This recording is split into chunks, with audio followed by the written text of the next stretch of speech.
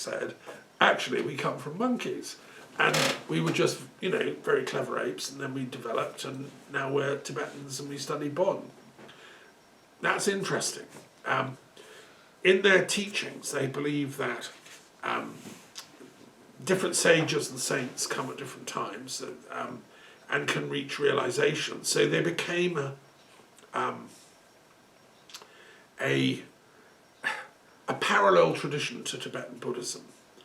And if you're a Buddhist intellectual in Tibet, you would study and learn a lot about Bon practices, and the rituals you do as a Buddhist would be partly Bon. So what's interesting is the guy that brought Buddhism to Tibet was a guy called Padmasambhava, the lotus-born sage, who was a great master of tantric teachings. He studied in Nalanda University. I've been to the ruins of that in Bengal. Amazing place. I mean, there's no library there because it was all burned, sadly, by the Muslim conquerors, who were not true Muslims at all. No Muslim would burn a library like that. They're supposed to preserve knowledge, but fake Muslims burned the library. And but people like Padmasambhava had got the teachings of Tantra and taken them back to Tibet. He arrived in Tibet invited by the king to bring Buddhism. Well, what a job, right? So he said, very wisely said, look, O king, your country's full of spirits and gods and deities and Bon priests and wisdom people. And he made a deal with the top Bon god, Peha. He went into deep meditation up in the mountains, and he encountered the god Peha, who was the deity that protected Bon wisdom. And he said, "Oh, Peha, I'm just a little humble pilgrim of Buddhist wisdom here." He told them all about Buddha.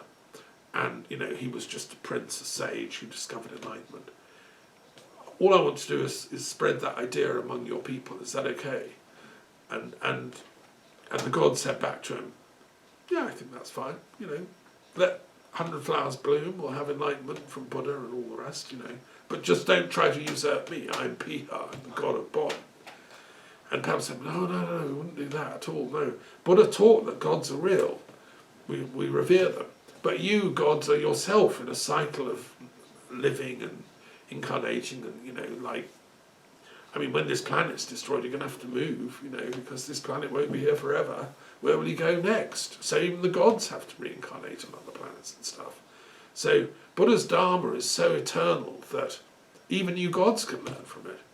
And at this point, Peha thought, this is interesting, actually. I might learn from this. So anyway, it went on, and this is all in a meditation, right? And over probably a long time, a few weeks. And in the end, Padmasambhava persuaded Peha, the great god of Bon, to become the protector of Buddhism in Tibet. He said, I think this is really interesting, and as a Bon top god, I'm going to give protection to these Buddhists because they have an interesting teaching they're bringing. And we will benefit from it. So let Bon and Buddhists live together in happiness in Tibet, and may they all strive for enlightenment, and may they say prayers to me as the top god. That's fine. So that's what Padmasambhava did, and I think that's a factual, truthful story that's come down in legendary form. It's guarded by the Nyingmapa school of Tibetan Buddhists, who are the most ancient ones, who are the ones that are allowed to marry and do practical tantra and all that. And as are the Bon priests, they're not sworn to celibacy like the kind of newfangled monks. And they love their goddesses as well. And Peha had a consort, by the way. He had a goddess. And he used to fly around the mountaintops like any decent god. So that god, Peha, became the protector of Tibetan Buddhists. And what's interesting is that he was regarded as the inspirer of the state oracle of Tibet. So when, fast forward, a few hundred years, or couple of thousand years, to advance Tibetan Buddhism, say as it existed when Madame Blavatsky, the founder of Theosophy, visited Tibet in the 1860s as a Russian-Ukrainian pilgrim to study in Shigatse, where the Panchen Lama lived. At that time, there was the state oracle of Tibet, who was attached to the Dalai Lama in Lhasa. And if there was a really important question, like, should Tibet be under Chinese rule or British rule, which was a big thing they were all worrying about, because the British were coming up from India, sending in expeditions and traders and things. And the Chinese thought, no, this is our land, you can't have it. And so the poor old Dalai Lama in Lhasa was putting his hair up saying, well, which should we go with? You know, what's in it? What's the best choice? So a big thing of state like that, he would consult the state oracle, which was a particularly trained Lama, dressing up, putting on a big hat, going into a trance, and would become possessed by the spirit of Piha, the great god of Bon, who's the protector of Tibet. And in that deep trance, then that oracle would speak and give an answer. Like, oh, Dalai Lama, be friendly to both. Be nice to the British, but also nice to the Chinese. Don't make enemies. You know, that's commonsensical type of response, right? And it was similar to the Delphic oracle, which the Greeks had for over 1,000 years in ancient Greece. Same thing. You went to consult the priestesses, the Pythonesses, who were inspired by Apollo, the god of wisdom, beauty and music and the muses, and would give a response. When the Chinese, unfortunately it all went pear-shaped because the Chinese broke the rule book and they actually invaded with a huge massive army in 1959, which was not fair on the poor Tibetans. And they conquered Tibet violently, and the Dalai Lama had to flee, and he escaped to India, and he's living in Dharamsala, which I visited. I went to his house. I didn't, he was busy, I couldn't get an audience, but, you know, peered through the gates and said hello to the guards. I wasn't allowed to see him because it was astrologically a bad time, but unfortunately I had only got a few days. I was flying out of Delhi, you know, I had a tight schedule, so I couldn't stick around for the astrology to become favourable. But I met the Dalai Lama on other occasions, and one of the questions is interesting, is what happened when he fled? Did he bring the state oracle with him? And did Piha come along in the baggage train? You know, is Piha the god of Tibet sort of in Dharamsala now? I'll leave that one hanging. You know, Tibetologists can study that thing. I think what's happened with the cruelty against the Tibetan people by the Chinese is against Piha and his love of Tibetan culture. I think it's totally wrong what they've done. They've tortured thousands and thousands of Tibetan Buddhists, and they also, in the Cultural Revolution, burned a lot of the temples and destroyed a lot of the libraries. You know, like, it's a real pain. I mean, having destroyed the great Tantric library of Nalanda, a lot of the manuscripts were taken north to Tibet, and now they're being destroyed again by the Chinese. I mean, this is very disrespectful to scholars, I would say. As someone who loves books, I love Piha as well, because he's a protector of wisdom. There's a very famous sage called Shenrab, who was a great sage of Bon, and they have texts, teachings of Shenrab. They have not just Piha, but other mountain gods, celestial kings, and they have their own path of enlightenment. So you can reach enlightenment as a Bon, as well as a Buddhist or a Jew or a Christian. And now there are very few left. There's probably maybe 200,000 Bon practitioners. In Tibet proper, I think the Chinese outlawed it. They've said if you're a Bon, you know, that's very bad, you've got to be a good communist. And they've kind of shut all the temples, burned the libraries, but there's a few escaped. There's a few Bon teachers in America and in India and elsewhere. There's a couple of monasteries. If you want to become a Bon, you can go and train in the monastery. What are their key ideas? There are 9 specific spiritual paths called the Way of Bon. The first is seership. You have to develop your psychic powers to be able to make sense of anything.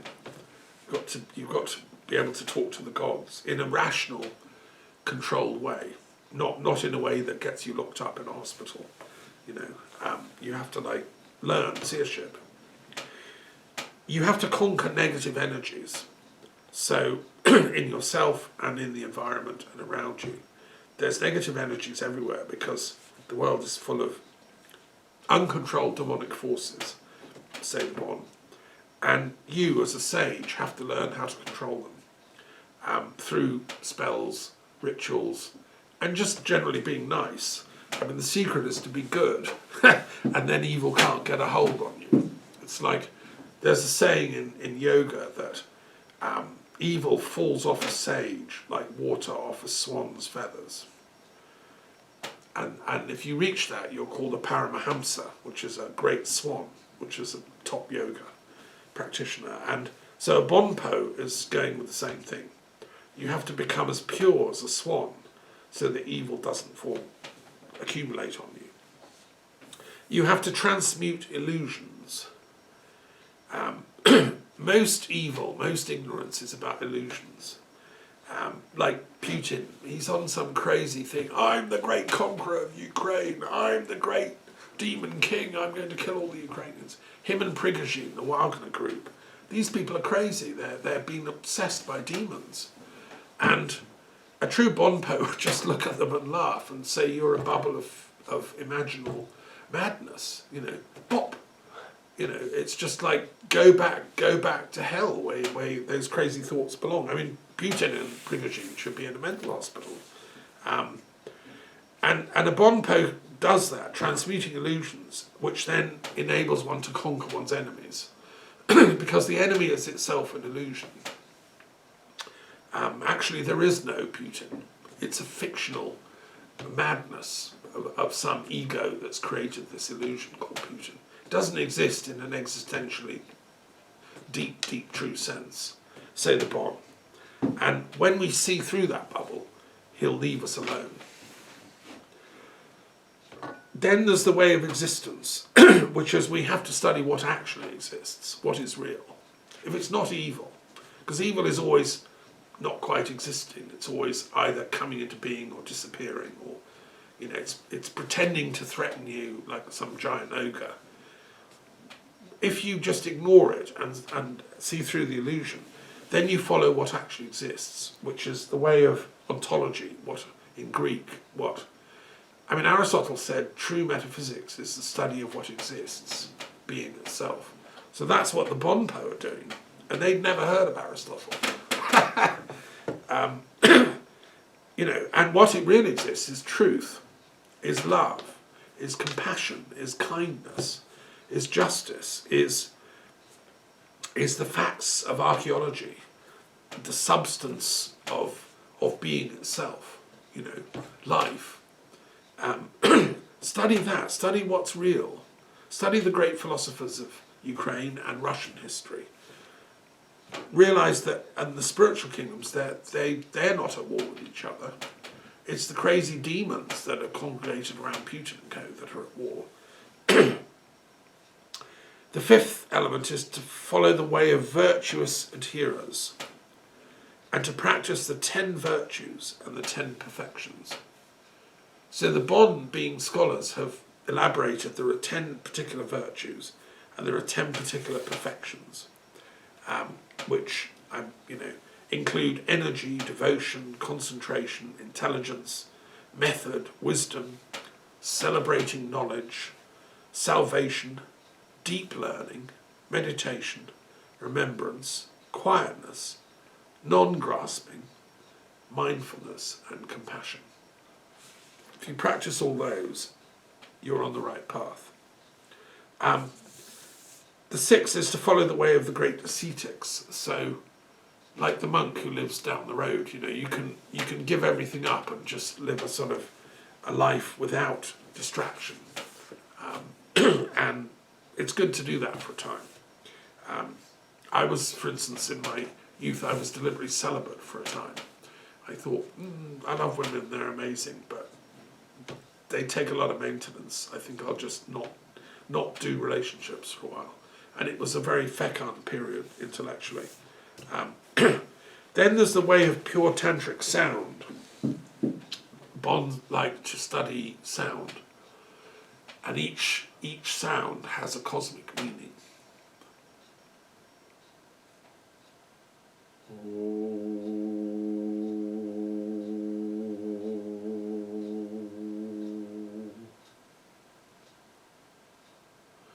So if you're studying this path, you would practice all the different sounds as mantras. And you do this for like days, weeks, and you'd work out what's the different vibrational quality of this sound as opposed to that one. If I do this sound, what feelings does it bring up? What colours occur in my mind, and so on. And by the way, later I discovered if you do that with a partner, it's quite fun. If you've got a tantric lover, then and you make the sounds together, it's even more fun. And that's fine in Bon and in Tantric Buddhism. And actually that's the next thing, number 8, is the way of sacred relationship, which is what I call the wisdom affair. So find somebody that you can enter this energy stream of enlightenment together with, practicing these magic skills, and you amplify each other. So instead of doing it alone, it's like there's 2 of you to play, it's more fun. And then finally, the 9th path is the supreme way of release into absolute truth and great perfection. And that doesn't have to happen at death. That's like death. It's what happens at death to all righteous souls, but you can catch a glimpse of it in life. You know, you can, it's like a taste of the kingdom of heaven before you're called home. Anyway, that's quite a powerful tradition, I think, way up in the monasteries of old Tibet. And there are still a few practitioners. I would love to see a settlement of the Chinese-Tibetan problem. I've written a book about how it could be done. And I'd love to be able to see these Bon practitioners be able to be in their monasteries again, and the people of Tibet to be happy, and Pihar to be back in his state oracle. My solution, by the way, just very briefly, is that just as the Vatican reached a solution with the Italian state, so the Vatican, this great religion, only has a tiny few square miles called Vatican City in the middle of Rome. That's all it owns. It's not a political power. And the Pope doesn't have any political power. He's just a moral authority, a spiritual leader. You either like him and his teachings or you don't, and lots of people do. By the way, today is St. George's Day, and so I went to the local church and did prayers, for St. George, a Christian saint. So anyway, my suggestion is the Dalai Lama should be allowed to go back to Lhasa and have just the Potala Palace as his Vatican City. It should be like not part of Tibet, not under Chinese control. It would be autonomous, like a little city-state, which he would own and control, and he'd appoint everyone to run the place. And it would be purely there as a spiritual, symbolic thing. So, he wouldn't do politics. He'd have to sign a thing. No, I'm not doing politics. He would just be there to receive prayers, to give teachings on spirituality and meditation and things, like I'm trying to do here about the Bon. And it would be like a non-violence pact with the Chinese. I don't see why that would be a threat to them. Let him have his Potala Palace, do his teachings like in the Vatican, and I think he would help make everybody happier. And surely the point of politics is to make people happy, ultimately. That's what Aristotle said. The goal of politics is eudaimonia, which means happiness. And that would be an Aristotelian solution to the Tibet-Chinese problem. Because a lot of Chinese people aren't particularly happy either. A lot of them are Buddhist. They don't really like the fact that under the Maoist regime they committed these human rights abuses. So anyway, that's the Bon. Okay, and I think that's very exciting. Now, okay, what about secular? To fast forward to secular. It's a much more recent, modern kind of thing. So the Bon are doing their ancient wisdom teachings in Tibet. Where did secularism come from? Well, it's much more recent, but it has an ancient root. It started in the Renaissance period, really, and post-Renaissance period in Europe. Europe woke up after a long period of sort of religious monolatry. Monolatry is it's a word I've coined. It means the worship of one truth. It's like idolatry, but monolatry is thinking that there's only one possible truth. So anybody that will come along and see this table and say, oh, we can't have that, we can't have 168 types of truth. No, there's only one. It's box number 108, box number 99. We'll abolish all the other boxes and say just that one. So children only have to learn what's in that box, or they're heretics. And there's this tendency to do that. Every culture's done that, or tried to. Chinese emperor wanted to abolish Confucianism, and he killed all the Confucian scholars. Pilate and Tiberius wanted to silence Christ and had him executed because his teaching was, subversive. The pagans of Mecca tried to silence Muhammad and to kill him and his followers because Islam was too dangerous an idea, and it was threatening to their one truth, which was pagan Mecca.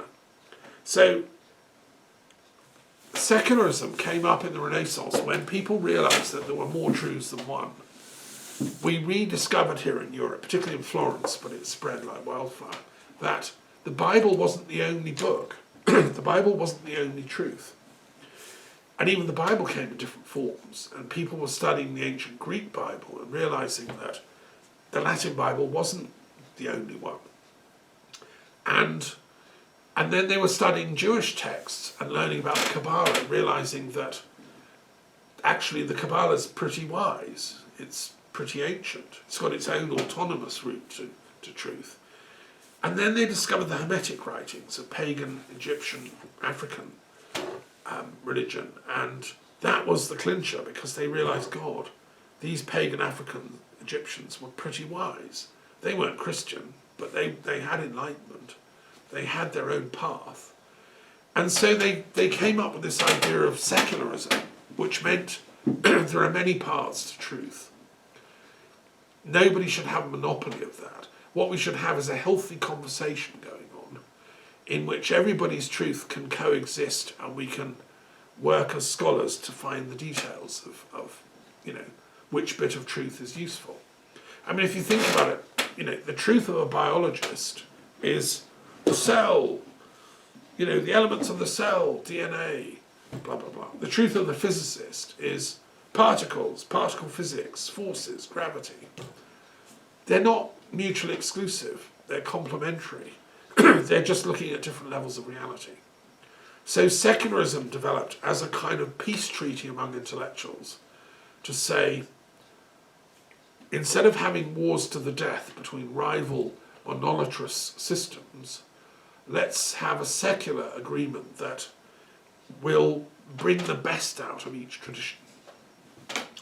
And this lay at the basis of French thinking at the time of the Revolution and after, because the French savants became very polymathic. They were studying all this stuff in depth. They were Freemasons, they were Christians, they were Protestants, they were Catholics, they were Jewish, they were beginning to go off and explore Buddhism and Zoroastrianism.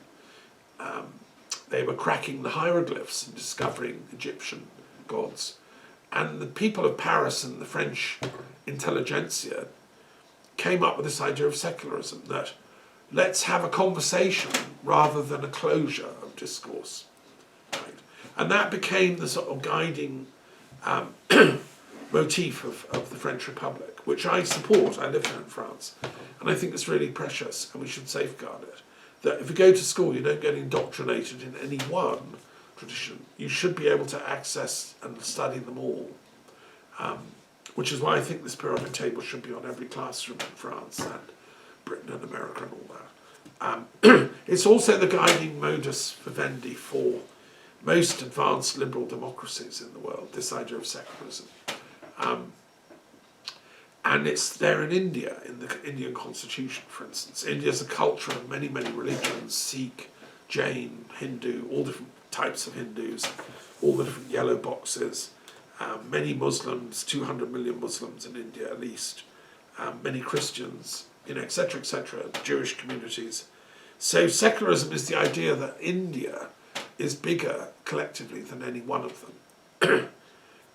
Unfortunately, that's now under attack because the Prime Minister of India, Modi, is a very simplistic and not very well educated Hindu from a backward kind of looking ambit. So he thinks that India should just be for the Hindus. And they've started clamping down and persecuting other traditions, which is very, very sad.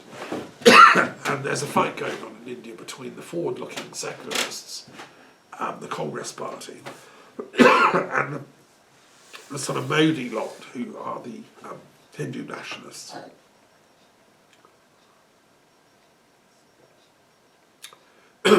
So there we are, those are those two. I could say more, but I think my voice is going. So I think I'll stop there. That's great, thank you. Is that okay? Yes, for sure. I mean, one last thing I'll say if my voice holds out. There's an interesting irony in the history of the word secularism, which I've gone into. It's interpreted to mean, by people that don't know their stuff, to mean, oh, no religions then. It's become, if you say I'm secular, some people think, well, I don't like religions, I'm against them, I'm secular. Actually, it doesn't mean that. It means I'm for the pluralism of discourse between them all. And that's a very subtle but important difference. And for proof, we have to look at the origin of the word. It comes from ancient Etruscan, which was the learned language of Italy before the Romans. And it was Etruscans that taught the Romans how to think properly. The Romans were sort of warlike, thuggy types who used to fight a lot. The Etruscans were the priests and sages who taught the Romans the alphabet. We write in Western Europe with an Etruscan alphabet that was adopted by the Romans and turned into Latin. But it's actually the Etruscan alphabet. So there were sages and samuels. And they had this concept of the saeculum, S-A-E-C-U-L-U-M. The saeculum is a huge cycle of time. And history and life moves in these saeculums. That the job of the sage or philosopher is to keep track of them. To look at, in France they have this lovely phrase among intellectuals, they talk about la longue durée. It's time over a big expanse. So historians do, like, the study of Japanese diplomacy between 1914 and 1916. They do like 2 years. No, Etruscan intellectuals did like thousands of years. And what can we expect in the next 1,000 years? If you ask an Etruscan priest, they'll give you an answer. And that phrase, the saeculum, was adapted in the Renaissance because what they were saying is there's a new saeculum started with the rebirth of knowledge that the Renaissance meant, the rebirth of wisdom. These old ideas had come back, been reborn. So we were entering a new saeculum. And that meant we were entering a new secular age. Which meant, as I say, not we were going to abolish all religions. We were going to fulfill them and celebrate the best elements of all of them. That's the true saeculum that as a Druid, I'm very chummy with the Etruscans because I know from my research that for 1,000 years the Etruscans and the Druids were really close intellectually. We don't have letters between Druid priests in Auvergne to Etruscan priests in Tuscany, but they would have been there, having their chats. And I put that in my Encyclopedia of Druid Studies. And archaeologically, they've discovered that the Gauls and their Druids were importing lots of good Tuscan wine from very early on through ports on the coast of the south of France, but long before the Romans were anything more than a village. So anyway, that's why secularism really means that you know, that collective rebirth of a new age of wisdom, if you want. I mean, what some people call the new age. It's not a new idea, it's an old idea. And so how does that relate to Bonn? Okay. Well, very deeply, because the Bonn are also trying to get a new age going. They think in very huge time cycles. They're annoyed at what the silly Chinese Maoists did.